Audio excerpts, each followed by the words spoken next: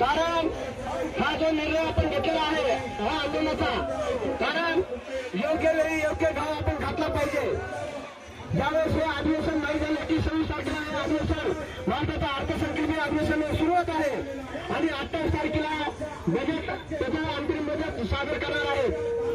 ज्यावेळेस माहीत झालं त्यावेळेस आम्ही तात्काळ 20 तारखेला पुणे या ठिकाणी बैठक घेऊन या बैठकीमध्ये सर्वांनी एक मताने निर्णय घेतला आणि 26 तारखेला आपण पहिल्यांदा हे आंदोलन आपण केलं पाहिजे.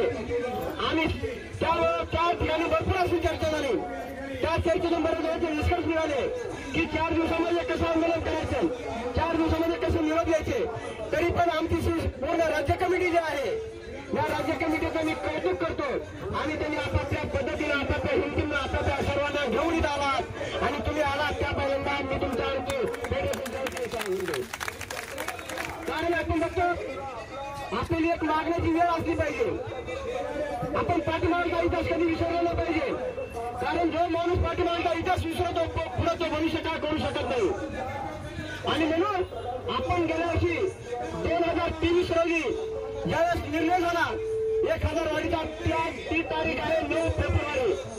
आठवणी असली पाहिजे 9 फेब्रुवारीला आपला GR निघाला आणि त्या 9 तारखेच्या GR मध्ये त्यांनी सांगितलं की शालेय पगार कामगारांना 1000 रुपयाची वाढ केली जाईल असा तो GR होता. आणि ती 1 एप्रिल पासून दिली जाईल आणि ते कधी दिले आपल्याला जून पासून दिलेले. हे आपली क्रमवारी सुद्धा आपली विसरता कामा नये. ज्याला त्या योजनेबद्दल माहिती असेल त्या पद्धतीने आपण सुद्धा इथं त्या योजनेची माहिती करून घेतली पाहिजे. ज्यावेळेस 22 तारखेला 22 ऑक्टोबरला ज्यावेळेस दीपक केसरकर मंत्री यांच्याबरोबर चर्चा झाली त्यावेळेस त्यांनी सुद्धा आपले शब्द दिलेला आहे की आम्ही याच्या अधिवेशनामध्ये तुमच्या बाजूने ठराव घेऊ आणि शालेय पोशाख कामगारांना जरी 5000चा प्रस्ताव जरी आला असला तरी आम्ही 1500ची वाढ करू असा त्यावेळेस त्यांनी आपल्याला शब्द दिलेला होता. आणि म्हणून आपली मागणी आहे की शालेय पोशाख कामगारांना मानधन संदर्भात शासन निर्णय केला पाहिजे. याच्यासाठी आपण हे आंदोलन सुरू केलेलं आहे. याबद्दल ज्यावेळेस आम्ही निवेदन दिलं त्यावेळेस निवेदन देत असताना आमच्या बरोबर कॉम्रेड सुरेखाताई जाधव होत्या, संगीता साळे होत्या, मीराताई शिंदे होत्या आणि मी पण होतो. त्यावेळेस जे आपले शिक्षण सचिव प्रमोदजी पाटील होते त्यांनी आम्हाला सांगितलं की सर यावेळेस नक्कीच तुम्हाला नक्कीच यश येणार आहे.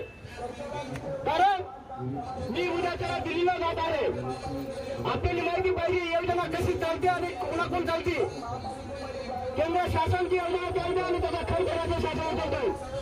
आणि म्हणून त्यांनी एक शब्द दिलेला आहे की पूर्ण देशामधले जे राज्य आहेत त्या राज्यातल्या पहिले समजा जे शिक्षण सचिव आहेत त्यांनी दिल्लीला बोलवलेले आणि म्हणून ते सुद्धा आज दिल्लीमध्ये आहेत.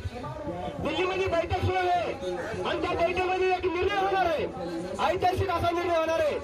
कारण आपण बघत आहोत आपल्याला जे 2,500 रुपये भेटलेले आहेत ते 2,500पैकी फक्त आणि फक्त 2009ला फक्त 600 रुपये केंद्र शासनाचे. किती? 600 रुपये केंद्र शासनाचे आणि 1900 रुपये जे आहेत हे राज्य शासनाचे. हे आपल्याला माहिती असलं पाहिजे.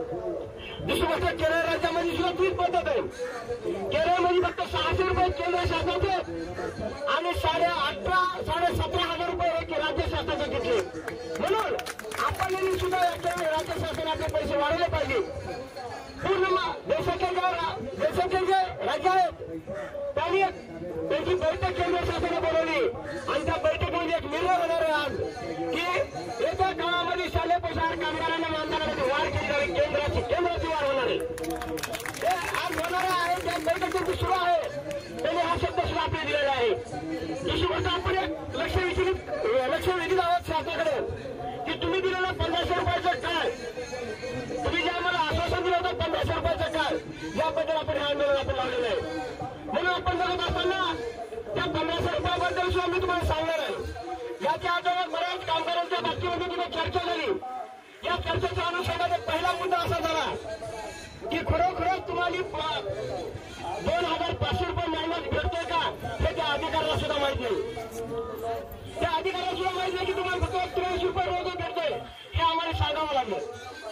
त्यांना सांगितलं आम्हाला इंधन भाजीपाला पुढे आणण्याचे अधिकार देण्यात आले. त्यांनी सांगितलं कोण आणतंय? आम्ही सांगितले की शिक्षक आणतात, पण त्यांनी विचारलं शिक्षकांनी आणलं तर काय नुकसान आहे आणि तुम्ही आणलं तर काय फायदा होणार हे पण आम्हाला समजून सांगा.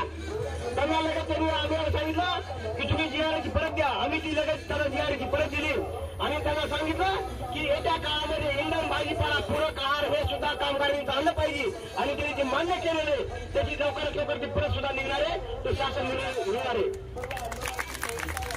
दुसरी गोष्ट, आपल्या माता भगिनींना खूप त्रास दिला जातोय. जर आपण एखाद्या मुख्याध्यापकाच्या घरचं शाळेचं काम नाही केलं तर तुम्हाला कामावरून कमी करण्याच्या धमक्या दिल्या जातात.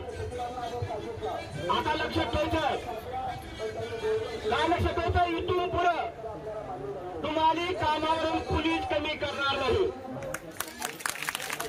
कारण शासनात पत्रक आलेलं आहे, ज्यावेळेस एखाद्या कामगाराला कमी करायचं असेल पहिले अधिकार होते व्यवस्थापन समितीला, पण आता अधिकारी व्यवस्थापन समितीला आणि मुख्याध्यापकाला राहिलेले नाही.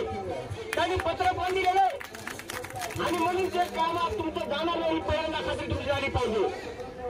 त्याचे जे अधिकार आहेत कमी करण्याचे अधिकार आता गट शिक्षण अधिकारी कार्यालयात दिलेले आहेत, म्हणून तुम्हाला कामावर कोणी करणार नाही. आणि याच्यासाठी जर त्या भ्रमात सुद्धा राहून सुद्धा तुम्हाला संघटनेला असा तिला जरी देता येणार आहे, संघटनेच्या पाठीमाग सुद्धा उभा राहावं लागणार आहे. आताच आपण सांगितलं परत आपल्याला मार्गदर्शन केलेलं आहे की शासन फक्त आणि फक्त घोषणा करते, ही पुन्हा द्यायला काही तयार नाहीये. आपण साईडला बघतो, आशा वर्कर 17 दिवस झाले, 17 दिवस